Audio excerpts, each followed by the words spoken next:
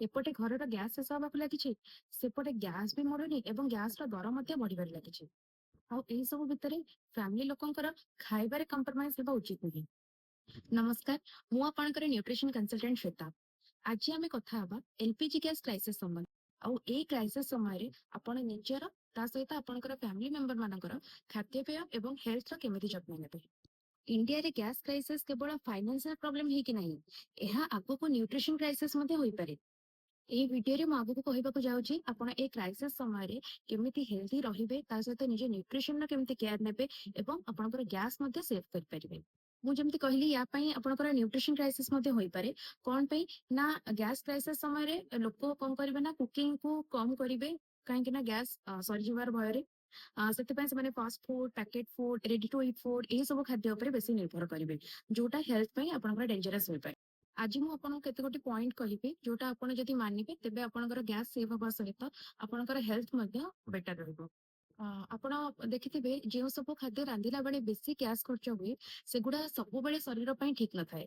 जेमति कि आपनकर deep fry जिंस गुडा कहला लाइक सिंगड़ा हैला, पूरी हैला, बरा हैला ए सब बेसी गैस खर्च होई थाए। हेवी ग्रेवी तयारी कला बेले मध्य बेसी गैस खर्च हुए। ता बदले रे आपण कोन करि परिबे, आपण रोस्टेड, स्टीम्ड, बॉइल्ड ए सब फूड तयारी करि परिबे जोटा कि आपनकर कम कैलोरी भी होय थाए एवं आपनकर गैस मध्य बचि जाय। पॉइंट नंबर 2 होची वन टाइम कुकिंग स्ट्रेटेजी। बारंबार गैस जाली रोषेई करबा अपेक्षा कोन करंतु ना प्लान करंतु दिन को गोटे रे दुई थरा बल्क रे कुक करबाकू जा फल रे आपनकर गैस भी सेव हबो और टाइम भी बचिबो। पॉइंट नंबर 3 हैला लो गैस फूड। आपण एमिति खाद्य प्रस्तुत करंतु जो सब खाद्य रांधिला बेले आपनकर कम गैस खर्च हबो। जेमति कि पोहा, दलिया, उपमा, स्प्राउट्स, बॉइल्ड एग ए सब आपण प्रिपेयर कला बेले कम गैस खर्च हबो ता सहित एगुडिक आपनकर शरीर पई भलो मध्य। पॉइंट नंबर 4 होची सोकिंग किंबा फर्मेंटेशन मेथड। पुराना काल रे कोन होतला ना आपनकर डाली जतिय जिंस हो चाउल हो ए सब को सोक करा जाउतला। भिजेଇବା द्वारा कोन हुए ना आपनकर 50% जाळ खर्च कमी जाय एवं एटा प्रॉपर कुक हुए एवं एटा डाइजेशन फ्रेंडली मध्य। फर्मेंटेशन फूड लाइक आपनकर इडली हैला, डोसा हैला ए सब खाइबा द्वारा आपनकर हेल्थ भी इंप्रूव करे।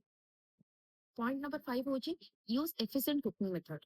सब बेले ट्राई करंतु रांधिला बेले प्रेशर कुकर यूज करबाकू एवं खाद्य रांधिला बेले लीड को कवर करके रखंतु। आउ अननेसेसरी गैस रो फ्लेम को हाई करंतु नहीं। ए सब कले आपनकर देखिबे सिलिंडर 10 रु 15 दिन अधिक चलिबो। पॉइंट नंबर 6 होची एड नो कुक मील। केते गुडी खाद्य अछि जोटा कि बिना गैस सिलिंडर न जाली के आपण खाइ परिबे जेमति कि fruit ball, vegetable salad, peanut chaat ए सब न्यूट्रिशियस भी एवं आपनकर गैस रो कोनोसी भी दरकार नहीं। पॉइंट नंबर 7 होची फैमिली इन्वॉल्वमेंट। रोषेई करबा केवल फैमिली रे थिबा लेडीज मानकर काम नुहे। फैमिली मेंबर सब मिसी की करंतु कटिंग हो सर्विंग हो टिके टिके हेल्प करंतु। फूड वेस्टेज को टिके जपंतु आउ जे रोषेई करूचंती तांको टिके रेस्पेक्ट करंतु। आउ हां गैस बंचेवा चक्कर रे मैगी बिस्किट जंक फूड को शिफ्ट करंतु नाही। एटा हेइ थे पारे शॉर्ट टर्म सॉल्यूशन बट एटा आगु गोटे लॉन्ग टर्म प्रॉब्लम क्रिएट करदबो।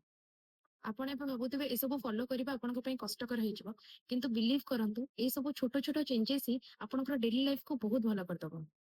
कारण गैस क्राइसिस को तो हमें कंट्रोल करि परिबानी किंतु हम हैबिट्स को हमें चेंज करि परिबा एवं कंट्रोल करि परिबा। तेबे चलंतु आज टू स्टार्ट करंतु स्मार्ट कुकिंग माने स्मार्ट ईटिंग।